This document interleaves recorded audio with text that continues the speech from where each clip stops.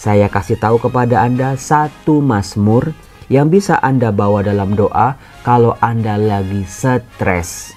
Kalau hidup Anda merasa udah berantakan banget, coba cek kamar Anda, cek rumah Anda, cek mobil Anda. Berantakan atau rapi?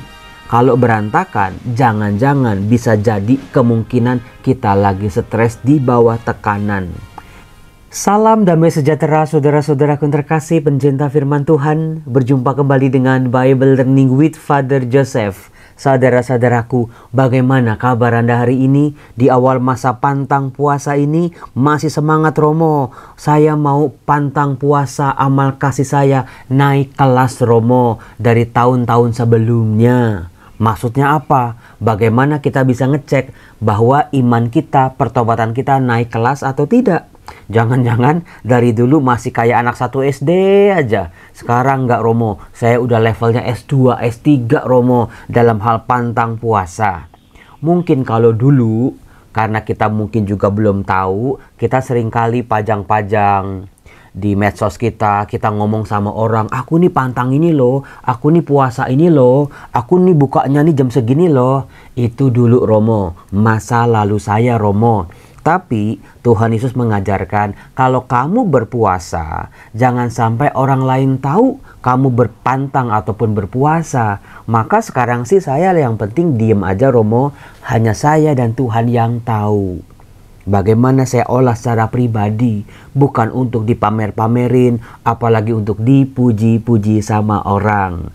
Minyaki kepalamu, jangan sampai orang lain tahu kamu sedang berpuasa. Itu level saya Romo, sekarang udah naik tingkatnya, udah jauh banget.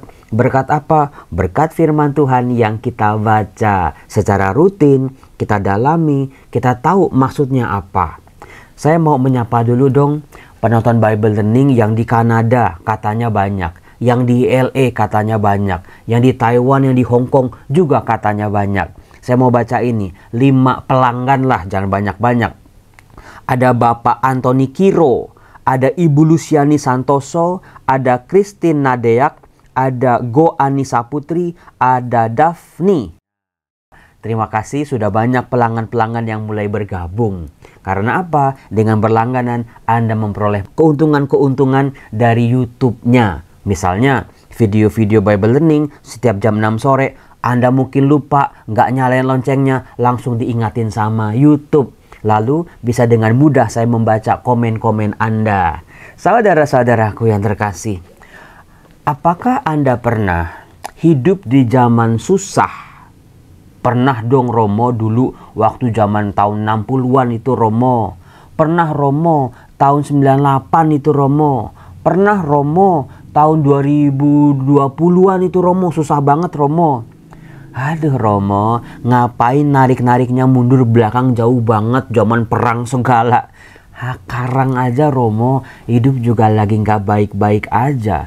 Banyak kesusahan-kesusahan. Kayaknya di zaman sekarang nyari-nyari orang susah, nyari-nyari pengalaman sulit, itu kayaknya gampang banget Romo. Entah karena pengaruh medsos ya, kita dengan mudah melihat-lihat kesusahan orang lain. Karena di Instagram ada tuh, Instagram ini hanya untuk orang-orang celaka, hanya untuk orang-orang lucu, hanya untuk orang-orang yang malang misalnya kayak gitu. Jadi kita mudah, betapa banyaknya informasi yang masuk ke handphone kita yang kita baca setiap hari, setiap detik beritanya berubah, terlalu banyak kesusahan-kesusahan sehingga kita stres sendiri. Iya apa iya? Romo, caranya tahu saya stres apa enggak, apa sih Romo? Ada triknya. Misalnya saya baca ini kemarin di Instagram, tanda-tanda kalau kita stres adalah kita udah males ngerawat diri. Ya bukannya ngerawat diri yang berlebihan ya, tapi misalnya udah nggak dandan lagi seperti biasanya, udah nggak wangi lagi seperti biasanya, udah males mandi, makan juga asal-asalan nggak kayak dulu, olahraga juga udah ogah-ogahan, nggak ngerawat diri tubuhnya, nggak memberi penghargaan terhadap tubuhnya sebagai sebuah anugerah. Ya udah deh Romo, semuanya juga sama aja. Saya dandan nggak dandan, suami saya sama aja Romo. Nah itu tanda orang udah putus asa, nggak punya harapan, mungkin kita sudah ada di titik stres, tertekan oleh pekerjaan, oleh keluarga, oleh musuh-musuh kita di luar sana, kompetitor-kompetitor kita, pesaing-pesaing kita. Dalam pelayanan juga bisa begitu, membawa kita pada tingkat stres. Nah, saudara-saudara yang terkasih, saya kasih tahu kepada Anda satu mazmur yang bisa Anda bawa dalam doa kalau Anda lagi stres. Kalau hidup Anda merasa udah berantakan banget, coba cek kamar Anda, cek rumah Anda, cek mobil Anda, cek kantor Anda, cek meja kerja Anda, berantakan atau rapi. Kalau berantakan, jangan-jangan bisa jadi kemungkinan kita lagi stres di bawah tekanan. Nah, bagaimana tekanan itu dipahami, disadari, dilihat sebagai sebuah berkat. Jangan cuma bikin kita stres, pusing kepala, waduh nggak ada gairah lagi, membuat hidup kita berantakan. Relasi, kalau lagi stres kan kalau sama istri di rumah galak, sama anak galak, sama murid-murid galak, sama orang-orang galak gitu kan. Nah, cobalah belajar tekanan yang sedang aku alami ini adalah bisa menjadi titik pijak supaya aku maju, bergerak maju. Nah, saya akan mengajarkan Mazmur bab 56. Mungkin kalau Mazmur bab 51 itu dibacakan kemarin di Rabu Abu atau dalam masa pertobatan, pengakuan dosa, Mazmur 51 itu sangat terkenal, favorit banyak orang di masa Prapaskah ini. Nah, bagaimana masa Prapaskah bukan cuma pantang daging, pantang rokok, pantang jajan, pantang belanja online, pantang ngomel, pantang ngeluh, tetapi juga bagaimana masa Prapaskah menjadi kesempatan buat kita mengelola, manage your stress, mengelola batin, mengelola pikiran. Stres itu terjadi ketika kenyataan tidak sesuai sama pikiran, kenyataan tidak sesuai sama perasaan dan hati, kenyataan tidak sesuai dengan apa yang kita mau. Apakah kita harus mengubah keadaan itu sesuai dengan pikiran, perasaan kita? Rasanya sulit. Orang lain harus memahami kita, orang lain harus seperasaan sama kita. Ada jutaan orang di luar sana masalahnya. Yang kenal juga sama kita, yang nggak kenal juga banyak. Lalu bagaimana? Nah, caranya adalah lihat secara baru. Apakah di balik semua kenyataan hidupku ada jejak-jejak Tuhan, ada pertolongan-pertolongan Tuhan, ada kasih Tuhan di tempat-tempat yang paling suram sekalipun, di masalah yang paling berat sekalipun, ada titik-titik. Meskipun baru titik-titik, mungkin puzzle-puzzle, potongan-potongan kecil. Tuhan mau menunjukkan dirinya bahwa dia ada, bahwa dia hadir dalam kesusahan-kesusahan kita. Itu kuncinya. Nah, belajar dari si pemazmur. Judulnya aja, kepercayaan kepada Allah dalam kesusahan. Jadi yang susah bukan cuma kita, orang-orang zaman sekarang. Pemazmur 2500 tahun yang lalu juga mengalami pengalaman yang sama kok. Ya namanya hidup Romo, mana ada sih Romo nggak ada kesusahan. Kita baru lahir aja kita lapar, kita nangis kok. Itu kesusahan Romo. Lihat bayi, coba bayi ya, orang kaya ataupun orang yang nggak punya. Itu kalau lapar, nangisnya kan sama. Emangnya ada? Bayi anak orang kaya, dia lapar, minta susu, nangisnya itu kan kagak, nangisnya semuanya sama. Dari situ kita bisa belajar bahwa mau kaya, mau miskin, mau siapapun kita, jabatannya apa, tinggal di mana. Kita dulu waktu masih bayi, nangisnya sama, kesusahannya sama. Jadi semua orang tanpa kecuali pernah mengalami kesusahan, kesulitan hidup. Nggak ada yang dari lahir langsung ujuk-ujuk langsung hebat, nggak ada. Orang-orang sukses itu yang terkenal di mana-mana itu sudah melewati berbagai macam rintangan-rintangan, kesusahan-kesusahan. Bedanya mereka nggak nyerah. Mereka nggak berhenti, mereka mau belajar dari kesalahan mereka. Mereka mau bangkit dari kegagalan mereka.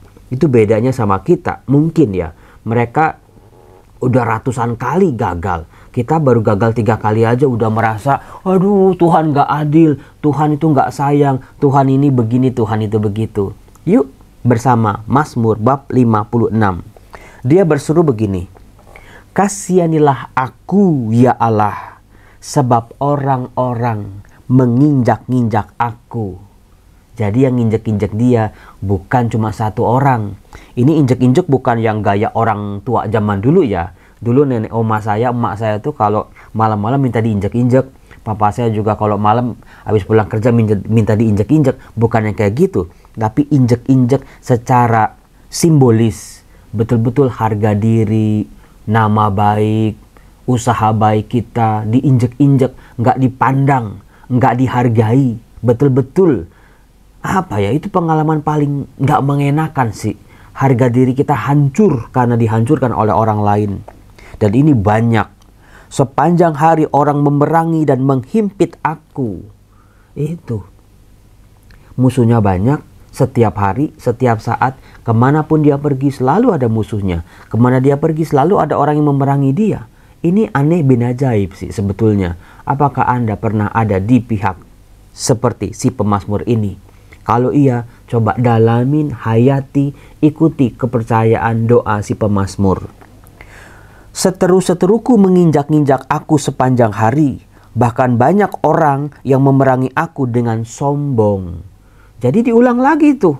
Bagaimana dia diinjak-injak oleh musuh-musuhnya. Bagaimana dia diperangi. Bagaimana dia dicari-cari kesalahannya. Padahal tidak semua yang diucapkan, yang difitnahkan oleh musuh-musuhnya itu benar adanya. Waktu aku takut, aku ini percaya kepadamu. Ini dia. Coba ya, Tuhan, aku mau belajar Tuhan dari pemazmur ini. Saat aku takut, aku percaya kepadamu. Bukan kepada orang lain, bukan kepada hal-hal lain. Saat aku takut Tuhan, musuhku banyak banget. Musuhku hebat banget. Musuhku lihai banget. Musuhku tuh punya orang dalam Romo. Musuhku ini bisa... hukum aja dibeli Romo. Musuhku ini Romo, aduh dia raksasa Romo.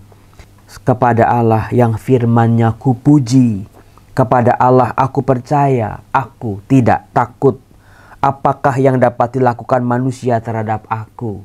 Kalau Tuhan sudah di pihak kita, ada yang lebih kuasa. Dibanding orang kaya, paling kaya di dunia ini pun ada yang lebih kuasa, namanya Tuhan. Orang yang paling hebat, orang yang paling berkuasa sekalipun, ada satu pribadi yang jauh lebih hebat, namanya Tuhan. Kalau Tuhan sudah di pihak kita, mereka-mereka itu bisa berbuat apa, saudara-saudara? Sepanjang hari mereka mengacaukan perkaraku. Mereka senantiasa bermaksud jahat terhadap aku. Siapa yang sering kali jadi victim, jadi korban dari ambisi-ambisi, dari keserakan-keserakan orang-orang yang gila harta, gila kuasa. Mereka seolah-olah nggak inget Tuhan. Padahal mah Romo kalau di KTP ada itu agamanya.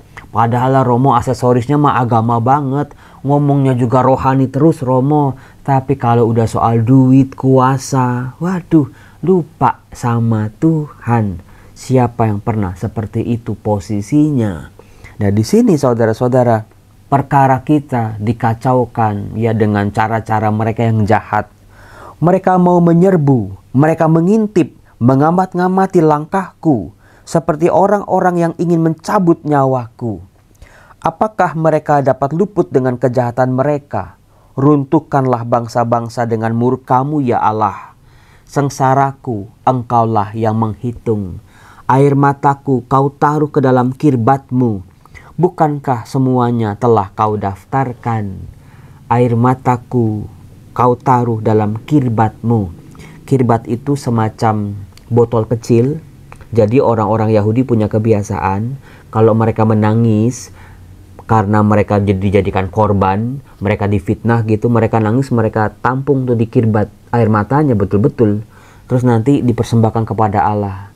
Tuhan, saat aku susah, aku tetap percaya padamu. Ini buktinya Tuhan dengan kirbat air mataku ini.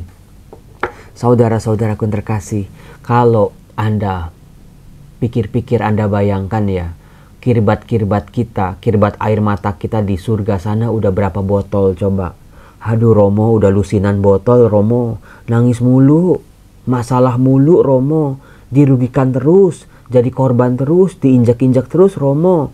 Hidup saya penuh dengan air mata Romo. Dari dalam, dari orang luar, dari keluarga sendiri, dari kakak sendiri, dari orang tua sendiri, dari pasangan sendiri Romo, dari anak sendiri Romo. Aduh Romo, itu kirbatnya kalau saya bisa jualan Romo, saya udah jadi orang kaya Romo kayaknya. Di situ dengan mengatakan, bukankah semuanya telah kau daftarkan Tuhan? Artinya Tuhan tahu setetes kecil air mata kita pun, karena kita dijadikan korban, karena kita dimusuhin meskipun kita benar, Tuhan tahu, Tuhan menghargai itu. Tetap percaya pada Tuhan di masa susah. Maka musuhku akan mundur pada waktu aku berseru. Aku yakin bahwa Allah memihak kepadaku. Tuhan, aku nggak minta musuh-musuhku kalah bangkrut, tapi Tuhan coba pertama-tama Engkau ada di pihakku. Dengan begitu, aku tidak akan takut kepada siapapun. Kepada Allah firman-Nya kupuji, kepada Tuhan firman-Nya kupuji, kepada Allah aku percaya, aku tidak takut. Apakah yang dapat dilakukan manusia terhadap aku? Lihat, diulang lagi. Itulah doa Mazmur. Sebuah doa yang diulang-ulang, yang dinyanyikan, diulang-ulang. Bagian yang diulang itu dijadikan refrain ya. Kepada Allah aku percaya, aku tidak takut apakah yang dilakukan oleh manusia terhadap aku.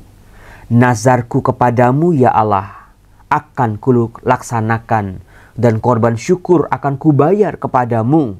Sebab Engkau telah meluputkan aku daripada maut, bahkan menjaga kakiku sehingga aku tidak tersandung. Maka aku boleh berjalan di hadapan Allah dalam cahaya kehidupan. Saudara-saudara yang terkasih, Tuhanlah jalan, cahaya, terang buat kita. Tuhan membuka jalan kita untuk sampai kepadanya, merasakan kasih-Nya. Firman-Nya yang kupuji, firman-Nya yang kubaca, firman-Nya yang kukidungkan, firman-Nya yang kunyanyikan. Kirbat air mataku Tuhan, Kau hitung. Engkau tahu deritaku, Engkau tahu isak tangisku Tuhan. Sungguh luar biasa Mazmur bab 56 ini. Tapi sayangnya banyak orang yang belum baca. Kalau Anda sedang dalam kesusahan, ini Mazmurnya cuma 14 ayat. Ada bagian yang diulang-ulang, gampang sekali dihafal. Katupkan tanganmu, tundukkan kepalamu, serahkan rasa percayamu pada Tuhan, dan berharaplah lagi. Kasihanilah aku ya Allah, sebab orang-orang menginjak aku sepanjang hari, orang memerangi dan menghimpit aku. Seteru-seteruku menginjak-injak aku sepanjang hari. Bahkan banyak orang-orang memerangi aku dengan sombong. Waktu aku takut, aku ini percaya kepadamu. Kepada Allah yang firman-Nya kupuji. Kepada Allah aku percaya, aku tidak takut. Apakah yang dapat dilakukan manusia terhadap aku? Sepanjang hari mereka mengacaukan perkaraku. Mereka senantiasa bermaksud jahat terhadap aku. Mereka mau menyerbu, mereka mengintip, mengamat-ngamati langkahku. Seperti orang-orang yang ingin mencabut nyawaku. Apakah mereka dapat luput dengan kejahatan mereka? Runtuhkanlah bangsa-bangsa dengan murka-Mu ya Allah. Sengsaraku, Engkaulah yang menghitung-hitung. Air mataku Kau taruh ke dalam kirbat-Mu. Bukankah semuanya telah Kau daftarkan? Maka musuhku akan mundur pada waktu aku berseru. Aku yakin bahwa Allah memihak kepadaku. Kepada Allah firman-Nya kupuji. Kepada Tuhan firman-Nya kupuji. Kepada Allah aku percaya, aku tidak takut. Apakah yang dapat dilakukan manusia terhadap aku? Nazarku kepadamu ya Allah akan kulaksanakan. Korban syukur akan kubayar kepadamu. Sebab Engkau telah meluputkan aku daripada maut. Bahkan menjaga kakiku sehingga aku tidak tersandung. maka aku boleh berjalan di hadapan Allah dalam cahaya kebenaran, cahaya kehidupan yang menuntun aku. Tuhan, tolonglah anak-anak-Mu ini di saat-saat susah mereka, saat tersulit hidup mereka. Pertolongan kita dalam nama Tuhan yang menjadikan langit dan bumi. Tuhan, apa yang bisa diperbuat manusia terhadapku bila Engkau di pihakku. Dalam nama Bapa dan Putera dan Roh Kudus. Amin. Salam, Tuhan berkati.